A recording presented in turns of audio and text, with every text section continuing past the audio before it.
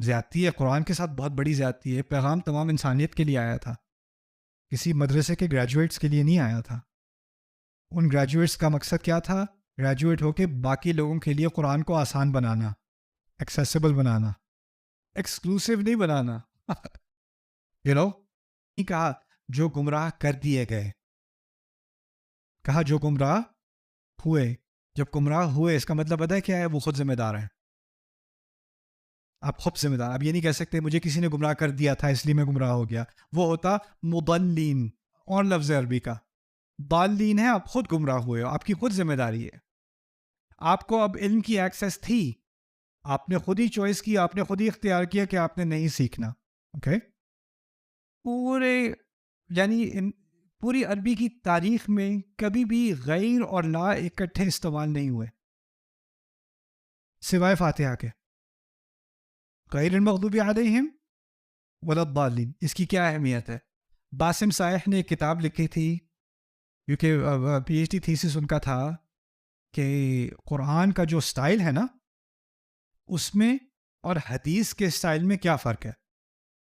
کیونکہ مغربی ذہن کیا کہتا ہے کہ یہ دونوں ایک ہی انسان کے منہ سے نکلنے والے الفاظ ہیں. ان کے ہاں یہ تمیز نہیں ہے کہ ایک اللہ کا کلام ہے اور ایک نبی کا کلام ہے.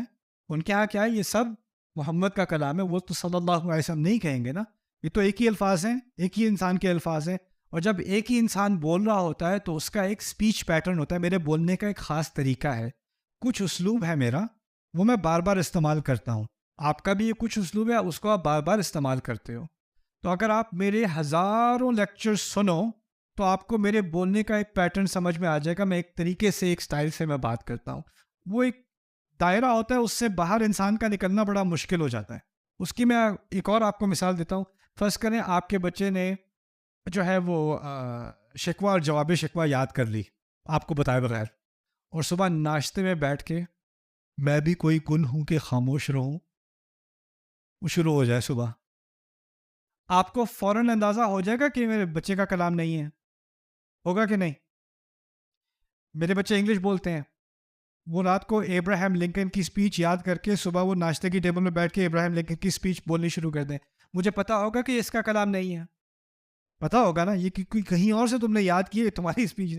مجھے تمہارا کلام پتا ہے، تمہاری ووکیبلری مجھے پتا ہے، جس طریقے سے تم بولتے ہو، جس طریقے سے تم جملے کو جوڑتے ہو، اس سب کا مجھے علم ہے. اور یہ تمہارے الفاظ نہیں، وہ رسول صلی اللہ علیہ وسلم کے بولنے کا ایک طریقہ ہے. اگر ہزاروں لاکھوں احادیث جمع ہیں تو اس کا ایک پیٹرن ہے. اور قرآن بھی کس کی زبان سے جاری ہو رہا ہے؟ اسی شخص کی، صلی اللہ علیہ وسلم. تو ایک لنگوسٹک اسٹڈی کی تھی کہ قرآن کی زبان اور حدیث کی زبان میں کیا فرق ہے، کیا واقعی کوئی فرق ہے، اور سپیچ پیٹرنز کیا ہیں. تو اس میں انہوں نے تقریباً 300 مثالیں نکالیں کہ قرآن کی جو سپیچ پیٹرن ہے وہ حدیث دو مختلف سپیکرز ہیں.